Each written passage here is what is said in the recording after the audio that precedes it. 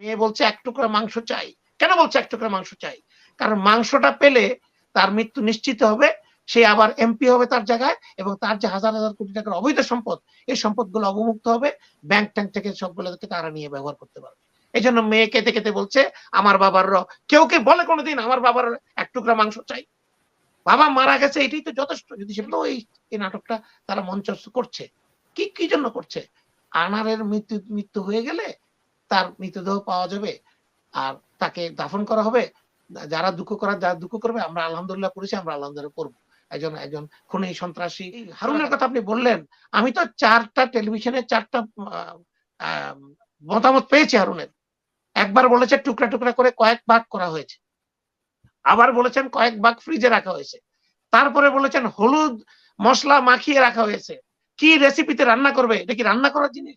তারপরে গতকাল বলেছেন কিমা করে ফ্লাশ করে দেওয়া হয়েছে। একটা মানুষকে কি আপনি কিমা করে ফ্লাশ করে দেওয়া যায়? একটা মানুষের মৃতদেহ, এটা কি ইজি কথা? এগুলো কেন বলছেন? এগুলা বলছেন যাতে করে মানুষ এগুলোর প্রতি আকর্ষিত থাকে।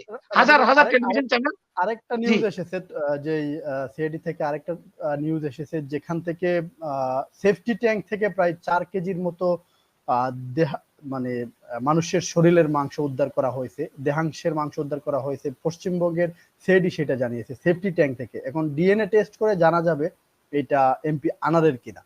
এই ঘটনাগুলোর সঙ্গে আমি আপনাকে বলি সেপটিক ট্যাঙ্ক কি জিনিস আপনি জানেন তো ভালো করে, আমি জানি না কারো ধারণা আছে কিনা।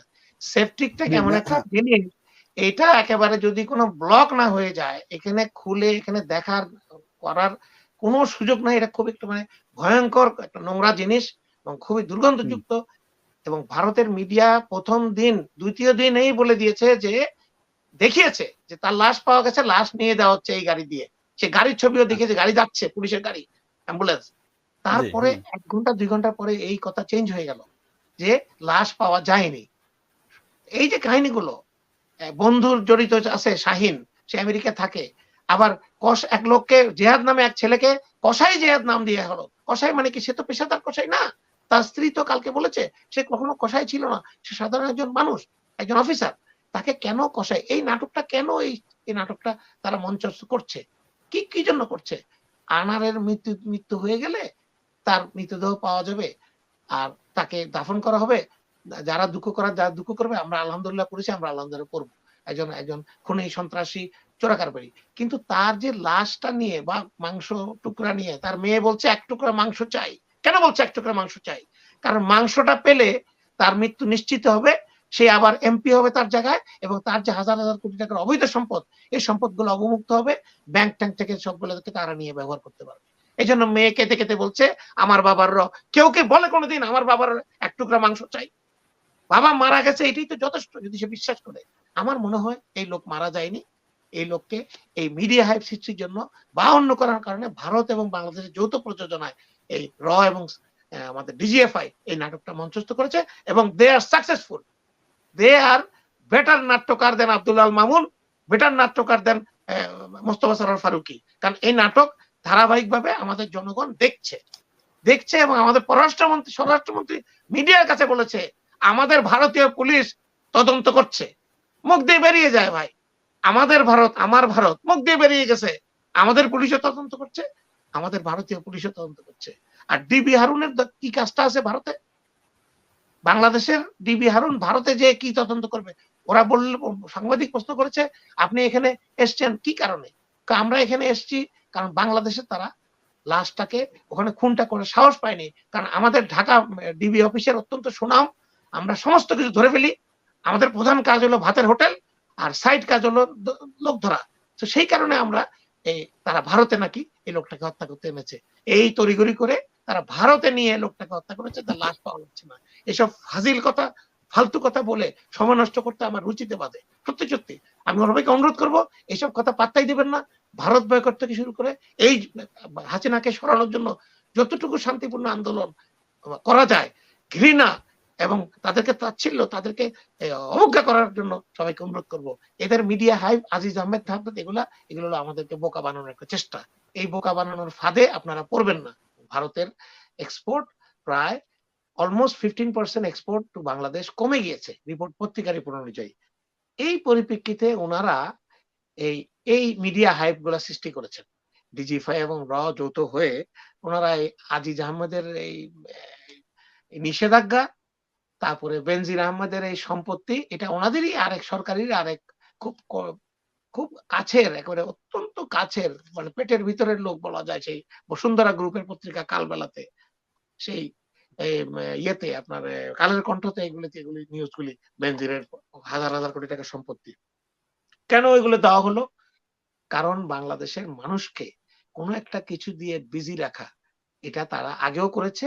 তাতে করে ভারত বয়কট, হাসিনা বয়কট, এই উপজেলা নির্বাচনে আমরা বয়কট করেছি বিএনপি এবং বিরোধী দলগুলো, এগুলোকে পিছের দিকে দিয়ে সামনে লাইমলাইটে এদেরকে নিয়ে আসা। এই যে আমার হত্যাকাণ্ড হয়েছে, আসলে কি হত্যাকাণ্ড হয়েছে?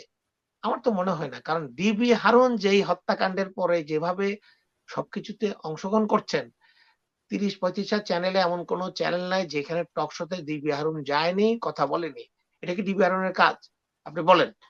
ডিবির প্রধান, তার কাজ হলো অন্তরালে থেকে তদন্ত করা, অনুসন্ধান করা। উনি যখন টক শোতে গিয়ে সাংবাদিকদের সামনে বা রাস্তাঘাটে বিভিন্ন জায়গাতে সাংবাদিকদেরকে যেসব কথাবার্তা বলছেন, তাতে করে তো আমার মনে হয় তদন্ত বাধাগ্রস্ত না শুধু, তদন্ত হবেই না। কারণ উনি বলেই দিচ্ছেন কি হয়েছে, কে করেছে, এমনকি স্বরাষ্ট্রমন্ত্রী পর্যন্ত বলেছেন যে এই হত্যাকাণ্ডে ভারতের কেউ ছিলই না, সব বাংলাদেশের লোক ছিল। এটা কার শিখিয়ে দেওয়া কথা? কাকে উনি সাপোর্ট দিচ্ছেন? কাকে উনারা আসলে কি বলতে চাচ্ছেন? তাই এই বিষয়গুলো নিয়ে কোনো আলাপ করার মতো কোনো রুচি আমার আমার নাই। সত্য কথা। প্রয়োজনও মনে করি না। এবং আপনার এই যে শেখ হাসিনার যারা সহায়তা করেছে আজকে ১৫ বছর পর্যন্ত, ভারত সহ বাংলাদেশের যেসব লোক সহায়তা করেছে, তার মধ্যে ২ জন প্রধান, একজন সেনাবাহিনী প্রধান, আরেকজন ছিলেন আগে র‍্যাব প্রধান, এখন তারপরে হয়েছেন পুলিশ প্রধান। এনাদেরকে যদি আমেরিকা স্যাংশন দেয় বা হাসিনা এনাদেরকে ফাঁসিতে ঝোলায় বা এনাদের সম্পত্তি বাজেয়াপ্ত করে, কি পরিবর্তন হবে বাংলাদেশের? বলেন আমাকে। আমরা তো আগেই বলেছি নির্বাচনের আগে, গত নির্বাচনের আগে বারবার তারা ২৪ এ নির্বাচনের আগে ৭ই জানুয়ারি উনারা বলার চেষ্টা করেছে, আমরা দরকার হয় জাতীয় সরকার করে দেব, আমরা স্বরাষ্ট্র মন্ত্রণালয় সহ সব মন্ত্রণালয় বিএনপিকে দিয়ে দেব, তারপরেও নির্বাচনে আসেন। আমরা বলেছি যদি ৩০০ সংসদ সদস্যের মধ্যে ৩০০ সংসদ সদস্য যদি বিএনপিকে দিয়ে দেওয়া হয়, তারপরেও আমরা যাব না। কারণ প্রধানমন্ত্রী শেখ হাসিনা থাকবে। এখানে এক ব্যক্তির এক কথায় দেশ চলে। এবং তার হাতে সব ক্ষমতা কক্ষিগত। ভারত তাকে নিযুক্ত করেছে। তাহলে আমরা তো আমাদের নীতিতে অটল আছি। আজকে বেনজিরের কথা নিয়ে যারা খুব আনন্দিত হচ্ছেন এবং সাথে, সাথে আমাদের যে ওয়েস্টার্ন মিডিয়া গুলো আছে, আমাদের ইউনাইটেড স্টেটস অফ আমেরিকা, তাদের কার্যকলাপ গত নির্বাচনের আগে থেকে গত নির্বাচনের পরে অত্যন্ত সন্দেহজনক। উনারা বিএনপি এবং যারা গণতন্ত্রকামী তাদেরকে সহায়তা করার কথা উনারা বলেছেন যে বাংলাদেশের নির্বাচন সুষ্ঠু হতে হবে এবং এই করতে হবে, যারা সুষ্ঠু নির্বাচনে বাধা দেবে তাদেরকে আমরা ভিসা স্যাংশন সহ ইত্যাদি অন্যান্য স্যাংশন দেব। ওনারা কি দিয়েছেন? ভিসা স্যাংশন কি কোনো একটা স্যাংশন ভাই? এটা তো সেই পুলিশের সেই অফিসার বা কনস্টেবল যখন দুর্নীতিতে যখন তাকে ধরা হয় হাতে নাতে, তখন তাকে কি করা হয়? পোস্টিং করা হয় অথবা তাকে সাময়িকভাবে চাকরি থেকে বরখাস্ত করা হয়। না মানে তাকে সুযোগ সৃষ্টি করে দেওয়া হলো। তুমি যে টাকা পয়সাগুলো নিয়েছো এগুলো নিয়ে সুন্দরভাবে সেটেল হয়ে যাও। একটা দোকানপাট বা বাড়িঘর করো। কারণ তোমাকে আর এখন এই ব্যাপারে জবাব দিতে হবে না। সো এটা তো একই হতে হলো বাংলাদেশে।